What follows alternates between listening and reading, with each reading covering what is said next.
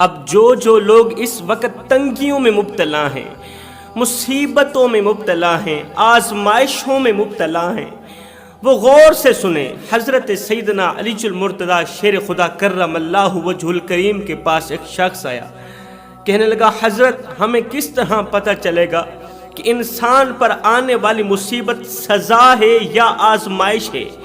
انسان پر جو مصیبت آتی ہے، کون سی مصیبت سزا ہے اور کون سی مصیبت آزمائش ہے؟ یہ سن کر حضرت علی رضی اللہ تعالی عنہ نے فرمایا اے بندہ خدا، جو مصیبت تمہیں اللہ کے قریب کر دے، جو مصیبت تمہیں اللہ کے حضور جھکنے پر مجبور کر دے، جو مصیبت تمہیں اللہ سے مانگنے پر مجبور کر دے، دعا مانگنے پر، خشیت الہی میں گڑ گڑا کر رونے پر، خون کے آنسو بہانے پر مجبور کر دے، سمجھو وہ مصیبت آزمائش ہے، اللہ تعالیٰ کی طرف سے آزمائش ہے۔ یہ آزمائش تمہارے گناہوں کو جھاڑنے کے لیے آئی ہے، یہ آزمائش تمہارے پاس تمہارے مقام کو بلند کرنے کے لیے آئی ہے۔ ساتھ ہی میں حضرت علی نے فرمایا جو مصیبت تمہیں اللہ سے دور کر دے، جو مصیبت تمہیں نماز سے دور کر دے، دعا سے دور کر دے، سمجھو یہ مصیبت تمہارے لیے سزا ہے، اللہ کی طرف سے سزا بن کر آئی ہے۔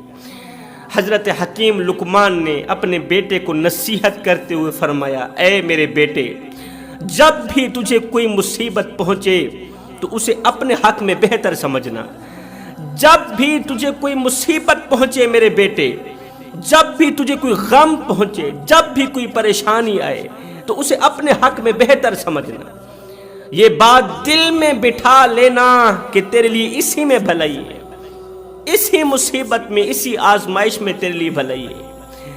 اگرچہ بظاہر وہ مصیبت ہی نظر آ رہی ہوگی، لیکن حقیقت یہ ہے کہ وہ تیرے حق میں بہتر ہوگی۔ یہ سن کر بیٹا کہنے لگا، ابا حضور جو کچھ آپ نے فرمایا میں نے اس کو خوب سن لیا ہے، اس کا مطلب بھی سمجھ گیا ہوں، لیکن یہ بات میرے بس میں نہیں ہے۔ میں نے خوب سمجھ لیا، میری سمجھ میں بھی آ گئی، لیکن یہ بات میرے بس میں نہیں ہے کہ میں ہر مصیبت کو اپنے لیے بہتر سمجھوں۔ میں ہر مصیبت کو اپنے لیے بہتر نہیں سمجھوں گا اور نہ ہی سمجھ سکتا ہوں۔ کتنے لوگ ہیں جو ہر مصیبت کو اپنے لیے بہتر نہیں سمجھتے، ہر ایک غم کو اپنے لیے بہتر نہیں سمجھتے، وہ اللہ سے شکوہ و شکایت پر اتر آتے ہیں، اللہ سے شکوے کرنے پر مجبور ہو جاتے ہیں۔ حکیم لقمان کے بیٹے نے بھی اس طرح ہی کہا کہ میں ہر مصیبت کو اپنے لیے بہتر نہیں سمجھتا۔ باپ نے کہا بیٹا کیوں؟ کہا اس لیے کہ میرا یقین ابھی اتنا پختہ نہیں ہوا جس طرح آج ہمارے یقین کمزور ہیں، اللہ پر یقین کمزور ہے، اللہ پر پختہ یقین نہیں، اس لیے تھوڑی سی پریشانی آتی ہے، تھوڑی سی ٹینشن آتی ہے، تھوڑی سی آزمائش آتی ہے تو ہم اللہ تعالیٰ کی حضور شکوہ کرنے لگ جاتے ہیں، اللہ اس نے کون سی ایسی نیکی کی تھی کہ تو نے اسے مالا مال کر دیا، اور میں نے کون سا تیرا کچھ بگاڑا تھا کہ تو نے مجھے کنگال کر دیا۔ جب حضرت حکیم لقمان نے اپنے بیٹے کی یہ بات سنی کہ میرا یقین ابھی اتنا پختہ نہیں ہوا کہ میں ہر مصیبت کو اپنے لیے بہتر سمجھوں، تو آپ نے فرمایا اے میرے بیٹے، اللہ تعالیٰ نے دنیا میں وقتاً فوقتاً انبیاء کرام مبعوث فرمائے، ہمارے زمانے میں بھی اللہ تعالیٰ نے پیغمبر مبعوث فرمایا ہے۔ آؤ ہم اس پیغمبر علیہ السلام کے پاس چلتے ہیں، پیغمبر علیہ السلام کی صحبت یا برکت سے فیض یاب ہوتے ہیں۔ آؤ چلتے ہیں پیغمبر علیہ السلام کے پاس، ان کی باتیں سن کر تیرے یقین کو تقویت ہوگی، تیرا یقین پختہ ہوگا۔ نبی کی بات ہی تیرے یقین کو پختہ کر سکتی ہے، تیرے یقین کو تقویت بخش سکتی ہے۔ بیٹا بارگاہ نبوت میں حاضر ہونے کے لیے تیار ہو گیا کہ چلتے ہیں اس دور کے نبی کے پاس، نبی کی زیارت کرتے ہیں، نبی سے سبق حاصل کرتے ہیں۔ بارگاہ نبوت میں حاضر ہونے کے لیے بیٹا تیار ہو گیا۔ اب یہ دونوں باپ اور بیٹے نے اپنا سامان سفر تیار کیا اور خچروں پر سوار ہو کر اپنی منزل کی طرف روانہ ہو گئے۔ چلتے رہے، کس کے پاس جا رہے ہیں؟ وقت کے نبی کے پاس جا رہے ہیں۔ کس کام کے لیے؟ سبق لینے کے لیے، نبی کی باتیں سننے کے لیے، یقین کو تقویت پہنچانے کے لیے دن رات انہوں نے سفر جاری رکھا، دن رات سفر میں گزار دی۔ راستے میں ایک ویران جنگل آیا، وہ اپنے سامان سمیت جنگل میں داخل ہو گئے۔ حضرت حکیم لقمان اور آپ کا بیٹا سامان سمیت جنگل میں داخل ہو گئے۔ اللہ تعالیٰ نے ان کو جتنی ہمت دی تھی، باپ اور بیٹے کو اللہ تعالیٰ نے جتنی قوت دی تھی، جتنی طاقت دی تھی، جتنی ہمت دی تھی، اتنا تو انہوں نے سفر کیا۔ پھر دوپہر ہو گئی، گرمی زور پر تھی، گرم ہوائیں چل رہی تھی۔ اسی اسنا میں ان کے پاس پانی اور کھانے پینے کا سامان ختم ہو گیا، کھانا وغیرہ ختم ہو گیا۔ خچر بھی تھک چکے تھے، پیاس کی شدت سے خچر ہانپنے لگ گئے تھے۔ جب خچروں کو ہانپتا ہوا دیکھا تو حضرت حکیم لقمان اور آپ کا بیٹا خچروں سے نیچے اتر آئے اور پیدل چلنے لگے۔ چلتے چلتے حضرت حکیم لقمان کو بہت دور ایک دھواں سا نظر آیا، کسی علاقے میں ایک دھواں سا نظر آیا، بہت دور جا کر ایک سایہ دار دھواں نظر آیا۔ آپ نے گمان کیا کہ وہاں شاید کوئی آبادی ہے جہاں سے دھواں نظر آ رہا ہے، اور یہ کسی درخت وغیرہ کا سایہ ہے۔ مجھے لگتا ہے یہاں آبادی ہے، لوگ رہتے ہیں، اس لیے تو دھواں نکل رہا ہے۔ حضرت حکیم لقمان نے کیا کیا، کھانے پینے کا ساز و سامان تو ختم ہو چکا تھا، پینے کے لیے پانی نہیں تھا، کھانے کے لیے روٹی نہیں تھی، اور جو خچر تھے وہ بھی کمزور ہو چکے تھے۔ حضرت حکیم لقمان نے بیٹے کو کہا، بیٹے ہم اسی طرف ہی جاتے ہیں، پہلے آبادی کی طرف جاتے ہیں، کھانے پینے کو کچھ مل جائے تو بہتر رہے گا۔ اب حضرت حکیم لقمان خچروں سے اتر کر پیدل ہی سفر کر رہے تھے کہ راستے میں آپ کے بیٹے کو ٹھوکر لگی، اور بیٹے کے پاؤں میں ایک ہڈی اس طرح گھسی کہ پاؤں کے تلوے سے پار ہو کر ظاہر قدم تک آ نکلی۔ یہ ہڈی بیٹے کے پیروں پر اس طرح گھسی کہ آر پار ہو گئی۔ شدت تکلیف سے بیٹا بے ہوش ہو کر زمین پر گر پڑا۔ توجہ طلب بات ہے میرے بھائیوں، میں اسے آزمائش سمجھوں یا سزا سمجھوں؟ اللہ اکبر، کس کے پاس جا رہے ہیں؟ وقت کے نبی کے پاس جا رہے ہیں۔ کھانے پینے کو کچھ نہیں، پانی تھا ختم ہو گیا، کھانے کے لیے روٹی تھی ختم ہو گئی تھی، خچر جواب دے چکے تھے، خچر کمزور ہو گئے تھے، ایک بیٹے کا آسرا تھا، بیٹا بھی زمین پر گر پڑا۔ شدت تکلیف سے بیٹا بے ہوش ہو گیا، زمین پر گر پڑا۔ آپ نے اسے اپنے سینے سے لگایا۔ باپ تھا نا، بیٹے سے بہت پیار کیا کرتا تھا۔ باپ نے بیٹے کو سینے لگایا، پھر اپنے دانتوں سے زور سے ہڈی نکالی، بیٹے کے پیروں سے ہڈی نکالی۔ کافی مشقت کے بعد وہ ہڈی نکل ہی آئی۔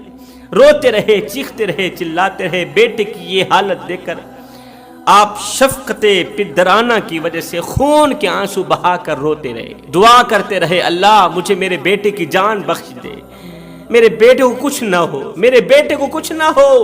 آپ نے اپنے امامے سے کچھ کپڑا پھاڑا، اپنی پگڑی سے کچھ کپڑا پھاڑا اور زخم پر باندھ دیا۔ حضرت حکیم لقمان بیٹے کو دیکھتے بھی ہیں، روتے بھی ہیں، بیٹے کی پیشانی دیکھتے ہیں، بیٹے کا چہرہ دیکھتے ہیں، خون کے آنسو بہا کر روتے ہیں۔ حضرت حکیم لقمان کی آنکھوں سے بہنے والے آنسو جب بیٹے کے رخساروں پر پڑے تو اللہ تعالیٰ نے بیٹے کو ہوش دلایا۔ باپ کی آنکھوں سے نکلنے والے آنسو جب بیٹے کے رخساروں پر گرے تو بیٹے کو ہوش آ گیا۔ جب اس نے باپ کو روتے ہوئے دیکھا، بیٹے کا سر باپ کی جھولی میں تھا اور باپ رو رہا تھا، ایک دم بیٹے کی آنکھ کھلی نا تو اس نے باپ کو روتے ہوئے دیکھا، باپ کی آنکھوں کو چھم چھم برستے ہوئے دیکھا تو کہنے لگا، بابا جان آپ تو مجھ سے فرما رہے تھے کہ ہر مصیبت میں بھلائی ہے، آپ تو مجھے کہہ رہے تھے ہر غم میں بھلائی ہے، ہر مصیبت میں بھلائی ہے، لیکن اب میری اس مصیبت کو دیکھ کر آپ رونے کیوں لگے؟ آپ خود ہی تو کہتے ہیں کہ جب مصیبت آ جائے تو صبر کا دامن مضبوطی سے پکڑنا چاہیے، لیکن میری اس مصیبت کو دیکھ کر مجھے ہڈی لگی ہے، آر پار ہو گئی ہے، اور میں تھوڑی دیر کے لیے بے ہوش ہی کیا ہوا ہوں کہ اتنی چیخیں نکل گئی آپ۔ اب میری اس مصیبت کو دیکھ کر آپ رونے کیوں لگے ہیں؟ اپنے رونے کی وجہ تو بیان کریں۔ ابا آپ کیوں رو رہے ہیں اور مجھے بتایا جائے یہ مصیبت میرے حق میں بہتر کس طرح ہو سکتی ہے؟ اتنا بڑا درد دینے والی، اتنا بڑا دکھ دینے والی مصیبت میرے حق میں بہتر کس طرح ہو سکتی ہے؟ حالانکہ ہمارے کھانے پینے کی تمام اشیاء ختم ہو چکی ہے، ہمارے پاس کھانے کے لیے روٹی نہیں، ہمارے پاس پینے کے لیے پانی نہیں، اور ہم یہاں اس ویران جنگل میں تنہا رہ گئے، ہمارے گدھے خچر چلنے سے جواب دے چکے ہیں، وہ کمزور ہو چکے ہیں۔ اگر آپ مجھے یہیں چھوڑ کر چلے بھی جائیں تو آپ کو میرا اس مصیبت کی وجہ سے بہت رنج و غم ہر وقت لاحق رہے گا، اگر آپ مجھے چھوڑ کر چلے جائیں۔ اور اگر آپ یہیں میرے ساتھ رہیں، مجھے چھوڑ کر نہ جائیں، میرے ساتھ رہیں اگر آپ، تو ہم دونوں یہاں اس ویرانے میں بھوکے پیاسے مر جائیں گے۔ اب آپ خود ہی بتائیں کہ اس مصیبت میں میرے لیے کیا بہتر ہے؟ میں اس مصیبت میں بھی اللہ تعالیٰ کی شکر گزاری کیسے کروں؟ میں اس مصیبت کو بھی اپنے لیے بہتر کیسے جانوں؟ میں اس طرح کی مصیبت کو بھی اپنے لیے بہتر کس طرح جانوں؟ بیٹے کی یہ باتیں سن کر حضرت حکیم لقمان نے فرمایا، اے میرے بیٹے، میرا رونا اس وجہ سے نہیں تھا کہ میرے اوپر مصیبت آن پڑی، بلکہ میرا رونا تو اس وجہ سے تھا کہ میں ایک باپ ہوں، اور ہر باپ کا اپنی اولاد کے دکھ درد کی وجہ سے غمگین ہو جانا ایک فطری عمل ہے۔ اولاد پر جب دکھ آتے ہیں، درد آتے ہیں، تو ہر باپ کا اپنی اولاد کے دکھ درد کی وجہ سے غمگین ہو جانا، رونا، خون کے آنسو بہانا ایک فطری عمل ہے۔ باقی رہی یہ بات کہ اس مصیبت میں تمہارے لیے کیا بھلائی ہے، تو ہو سکتا ہے اس چھوٹی سی مصیبت میں تجھے مبتلا کر کے تجھ سے کوئی بہت بڑی مصیبت دور کر دی گئی ہو، یہ بھی تو ہو سکتا ہے، اور یہ مصیبت اس مصیبت کے مقابلے میں چھوٹی ہو جو تجھ سے دور کر دی گئی ہے۔ بیٹے، ہو سکتا ہے اس چھوٹی مصیبت میں تجھے مبتلا کر کے تجھ سے کوئی بہت بڑی مصیبت دور کر دی گئی ہے، یہ بھی تو ہو سکتا ہے نا۔ یہ سن کر بیٹا خاموش ہو گیا۔ پھر جب حضرت حکیم لقمان نے سامنے نظر کی تو اب وہاں نہ دھواں تھا اور نہ ہی کوئی سایہ وغیرہ تھا۔ پہلے تو سامنے بہت بڑا دھواں نظر آ رہا تھا، آپ نے سمجھا کہ یہاں کوئی آبادی ہوگی، اب تو وہ دھواں بھی غائب ہو چکا تھا، کوئی سایہ وغیرہ بھی نظر نہیں آ رہا تھا، لگتا بھی نہیں تھا کہ یہاں کوئی آبادی ہوگی۔ اب آپ دل میں کہنے لگے کہ میں نے تو ابھی اس طرف دھواں اور سایہ دیکھا تھا، لیکن پتہ نہیں اب وہ کہاں غائب ہو گیا ہے۔ ہو سکتا ہے ہمارے پروردگار نے ہماری مدد کے لیے کوئی بھیجا ہو، یہ بھی تو ہو سکتا ہے نا۔ جوانو، ایک بات یاد رکھنا، جب ہاتھ اور ساتھ دونوں کوئی چھوڑ جاتا ہے نا، جب ہاتھ اور ساتھ دونوں کوئی چھوڑ جاتا ہے نا، پھر اللہ تعالیٰ انگل پکڑنے والا کوئی نہ کوئی بھیج ہی دیتا ہے۔ جو لوگ مصیبتوں میں صبر کا دامن مضبوطی سے پکڑتے ہیں، جو لوگ آزمائشوں میں صبر کا دامن مضبوطی سے پکڑتے ہیں، اللہ سے شکوہ و شکایت نہیں کرتے نا، تو پھر اللہ تعالیٰ انگل پکڑنے والا کوئی نہ کوئی بھیج ضرور دیتا ہے۔ اگر یقین نہیں آ رہا تو آزما لینا۔ ابھی حضرت حکیم لقمان اسی سوچ و بچار میں ہی تھے کہ ایک شخص کو دور سے آتا ہوا دیکھا۔ یہی سوچ رہے تھے کہ اللہ اب کیا بنے گا کہ آپ نے دور سے ایک شخص کو اپنی طرف آتا ہوا دیکھا۔ وہ گھوڑے کے اوپر سوار تھا، وہ گھوڑا تیزی سے بھاگتا ہوا حضرت حکیم لقمان کی طرف آ رہا تھا۔ حضرت حکیم لقمان اس سوار کو اپنی طرف آتا ہوا دیکھتے ہیں، یہاں تک کہ وہ آپ کے بالکل قریب ہو گیا۔ وہ گھوڑے کے اوپر جو سوار تھا اس نے سفید کپڑے پہنے ہوئے تھے۔ جیسے ہی آپ کے قریب ہوا تو پھر وہ سوار اچانک نظروں سے اوجھل ہو گیا، اچانک غائب ہو گیا۔ پھر ایک آواز سنائی دی۔ وہ کون سی آواز تھی؟ کسی آواز دینے والے نے آواز دی کہ کیا تم حکیم ہو؟ کہا جی میں حکیم ہوں۔ اچھا تم لقمان ہو؟ کہا جی میں لقمان ہوں۔ اللہ اکبر۔ حضرت حکیم لقمان نے فرمایا، اے اللہ کے بندے، بتا تو صحیح تو کون ہے؟ ہمیں تو صرف تیری آواز ہی سنائی دے رہی ہے، تیرا چہرہ کیوں نہیں نظر آ رہا، تیرا وجود کیوں نہیں نظر آ رہا؟ پھر ایک دم آواز آئی، میں جبرائیل ہوں اور مجھے صرف انبیاء کرام اور مقرب فرشتے ہی دیکھ سکتے ہیں، ورنہ ہر انسان نہیں دیکھ سکتا، ورنہ کوئی بھی انسان مجھے نہیں دیکھ سکتا، اور اسی وجہ سے میں تجھے نظر نہیں آ رہا۔ سنو، میرے رب نے مجھے حکم دیا ہے۔ اب جبرائیل کے حکیم لقمان کے پاس آنے کا مقصد کیا تھا؟ حضرت جبرائیل علیہ السلام نے آواز دی کہ میرے رب نے مجھے حکم دیا ہے کہ فلاں شہر اور اس کے آس پاس کے لوگوں کو زمین میں دھنسا دوں۔ اللہ نے مجھے حکم دیا ہے۔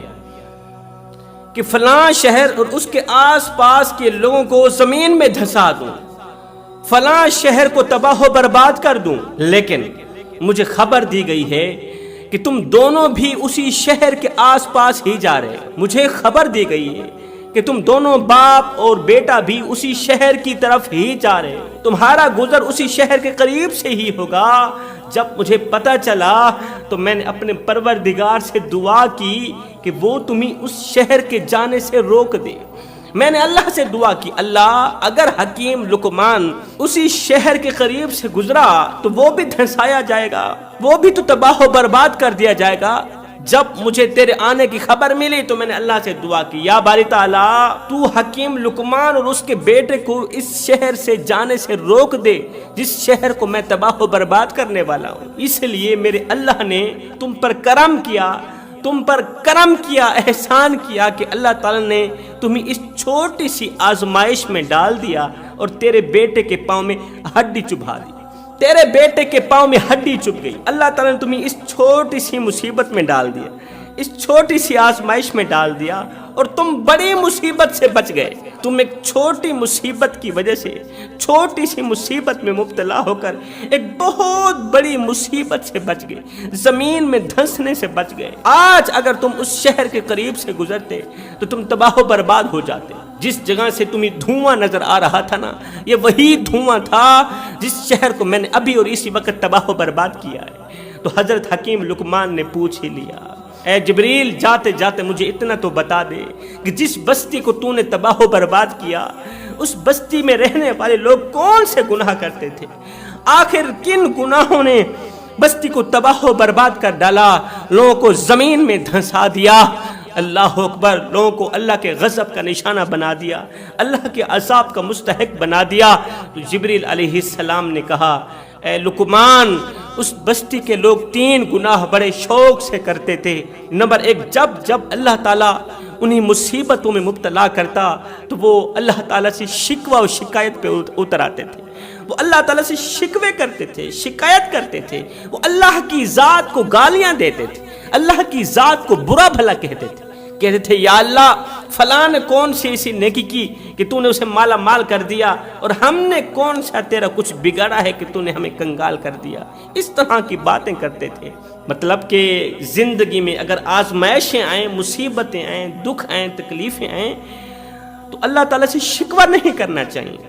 جو لوگ اللہ سے شکوہ و شکایت پہ اتر آتے ہیں نا، وہ اللہ تعالیٰ کے ناپسندیدہ لوگوں میں سے ہوتے ہیں، اور جو صبر کرتے ہیں تو پھر بات وہی کہ اللہ تعالیٰ کوئی نہ کوئی انگل پکڑنے والا بھیج ہی دیتا ہے۔ حضرت حکیم لقمان نے دوسرا گناہ بھی پوچھ لیا تو حضرت جبریل علیہ السلام نے فرمایا، دوسرا گناہ یہ تھا کہ اس بستی میں رہنے والی عورتیں بے حیا تھیں، بے حیائی کی دلدل میں پھنسی ہوئی تھی۔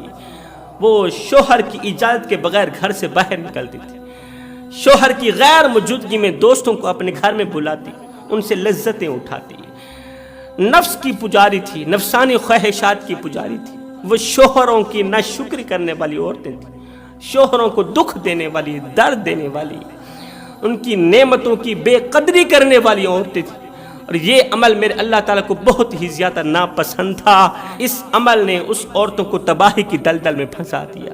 حضرت حکیم لقمان نے پوچھ لیا، تیسرا کون سا گناہ تھا؟ تو حضرت جبریل نے فرمایا، ان عورتوں کا تیسرا گناہ یہ تھا کہ وہ احسان فراموش تھیں، احسان فراموش، شوہر کی احسان فراموش۔ جب شوہر مالدار تھا، امیر تھا، ہزاروں نعمتوں کی بارشیں برساتا رہا، بیوی کی ہر ایک ضرورت پوری کی، لیکن جب وہ بیچارہ غربت کا شکار ہوا تو وہی بیوی کہنے لگے، میں نے تم میں کبھی کوئی بھلائی نہیں دیکھی، میں نے تم میں کبھی کوئی اچھائی نہیں دیکھی۔ فرمایا ان 3 گناہوں کی وجہ سے اللہ تعالیٰ نے بستی والوں کو تباہ و برباد کر کے رکھ دیا۔ ایک تو وہ بے حیائی پھیلاتی تھی۔ آج میرے معاشرے میں اگر دیکھا جائے، 1000 میں سے ایک اسلام کی مقدس شہزادی ہوگی جس نے اپنے جسم کو چھپا رکھا ہوگا، جو اپنی عزت کی رکھوالی کر رہی ہوگی۔ پہلے 100 میں سے ایک تھی، اب 1000 میں سے ایک لڑکی ہوگی، اور باقی والی لڑکیاں بے حیائی کی دلدل میں پھنسی ہوئی ہیں۔ باقی والی لڑکیاں ٹک ٹاک جیسی گندگی کا ڈھیر بنی ہوئی ہیں، آنکھوں میں حیا کوئی نہیں ہے، اندر غیرت کا جنازہ نکل گیا ہے، بے غیرت ہو گئی ہیں، بے حیا بن چکی ہیں، اپنے ہاتھوں سے اپنی عزت کی دھچیاں اڑا رہی ہیں، اپنے ہاتھوں سے اپنے بوڑھے باپ کی عزت کی دھچیاں اڑا رہی ہیں، اپنے ہاتھوں سے بوڑھے باپ کی عزت والی پگڑی کو کسی کمینے کے پیروں تلے روند رہی ہیں۔ اے اسلام کی مقدس شہزادیوں، زندگی میں کبھی بھول کر کے بھی کوئی ایسا کارنامہ سر انجام نہ دینا کہ تمہارے کالے کرتوتوں کی وجہ سے تمہارے بوڑھے باپ کی عزت والی پگڑی کسی کمینے کے پاؤں تلے نہ روندی جائے۔ مجھے بتاؤ تو صحیح، کیا تمہاری ماؤں نے تمہیں رقص کرنے کے لیے پیدا کیا تھا؟ غیر محرم مردوں کے سامنے بال کھول کر گھنگرو باندھ کر ناچنے کے لیے پیدا کیا تھا؟ اپنے نام کو دھبا لگانے کے لیے پیدا کیا تھا؟ انہوں نے تو تمہیں اسلام کی مقدس شہزادی بننے کے لیے پیدا کیا تھا۔ خیر، حضرت جبریل علیہ السلام نے پھر کیا کیا؟ اپنا ہاتھ اس زخمی لڑکے کے پاؤں پر پھیرا تو اس کا زخم فوراً ٹھیک ہو گیا۔ برتن پر ہاتھ پھیرا جس میں پانی بالکل بھی ختم ہو چکا تھا، وہ پانی سے بھر گیا، اور جس میں کھانا بالکل ختم ہو چکا تھا وہ برتن کھانے سے بھر گیا۔ پھر حضرت جبریل علیہ السلام نے جاتے جاتے حضرت حکیم لقمان پر ایک اور احسان بھی کر دیا۔ حضرت حکیم اور اس کے بیٹے اور سواریوں اور سامان سمیت اٹھایا۔ حضرت جبریل علیہ السلام نے سب کچھ اٹھا کر کچھ ہی دیر کے اندر اندر حضرت لقمان اور اس کے بیٹے اور سارے ساز و سامان کو ان کے گھر میں پہنچا دیا۔ اب بیٹا بھی جان چکا تھا کہ جو بھی مصیبت آتی ہے، جو بھی چھوٹی موٹی مصیبت آتی ہے، انسان کو بہت بڑی مصیبت سے بچانے کے لیے اللہ تعالیٰ انسان کو چھوٹی مصیبت میں مبتلا کر دیتا ہے۔ جوانو، یہ زندگی کے لمحے تمہارے اور میرے لیے غنیمت ہے۔ ان لمحوں میں کچھ کر لو، ان لمحوں میں کچھ اکٹھا کر لو، خدا کی یاد اور محبت کے دیے اپنے دل میں جلا لو۔ معلوم نہیں پھر فرصت ملے نہ، معلوم نہیں پھر یہ زندگی کے لمحے ملے نہ۔